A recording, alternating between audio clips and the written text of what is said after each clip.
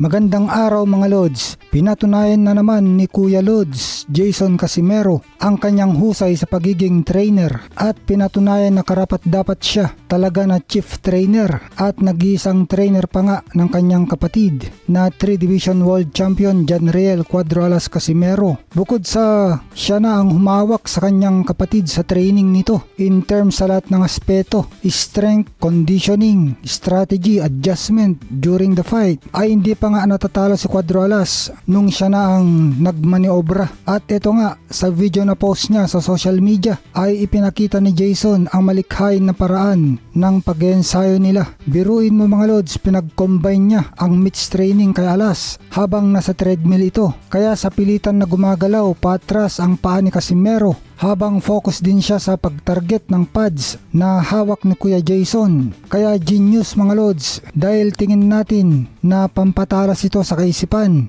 at coordination ng katawan. At dahil sa pagtsatsaga na pag-post ng tungkol kay Janriel sa social media ay humanga pa ang bagong promoter nila na si Koki Kameda dahil napakakarisma daw nitong si Casimero. Natuwa siya sa larawan na pinost ng mga Casimero brothers na nasa lona sina Janriel at Luis Neri at nasa gitna si Alas habang tumatalon si Luis Neri na ang mukha ay takot na takot, gustong kumawala sa lona pero walang magawa at tawang-tawa naman si Alas. Tingin nyo mga Lods, deserve talaga ni Kuya Jason na bigyan siya ng credit sa pagiging mahusay na overall trainer ni Angas ng Pinas. Pakilike ang video natin Lods kung sang-ayon ka. Salamat. Samantala, former WBO Bantamweight Champion Jason Moloney ng Australia, edad 34 years old, may record na 27 wins, 4 losses, 19 knockout, ay hinamon ng ating kababayan 4 Division World Champion, the Filipino Flash Nonito Donaire Jr., edad 42 years old,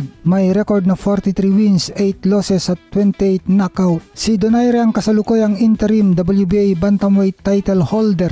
Nakabawi na mula sa dalawang sunod-sunod na talo nang talunin niya nito lang June 14 si Andres Campos. Samantalang si Moloney naman ay may huling dalawang laban na talo siya. Hindi pa ito nakakabawi sa pagkatalo. May pagkakataon daw noon na itinakda na ng WBA na magtapat sila noong 2022 ayon kay Moloney, pero hindi ito nangyari at ang nakalaban ni Moloney ay ang ating kababayan 2-time world title challenger Vincent Acero Astrolabio, kung saan nakuha niya ang WBO world title. Matagal na daw niya gusto makalaban ang future Hall of Famer na Pinoy dahil tingin niya na tatalunin niya ito. Dismayado daw itong Australiano sa boxing na kapag mga bigating laban ang sinusuong mo at natalo ka, itatapon ka na lang daw sa pintuan. Ito nga ang tingin niya na nangyari sa kanya. Huling dalawang laban ni Moloney, naagaw ang kanyang world title ng Japanese fighter na si Yosuke Takei at natalo din siya sa isa pang Hapones na si Tenshin Nasukawa. Puro unanimous decision ang kanyang pagkatalo, pero sa bansang Japan ginanap ang laban. Depende na lang siguro kung napakalaki ang ibabayad kay Donaire, pero base sa mga latest interview ni Donaire ay gusto niyang maging world champion muli, kaya target nito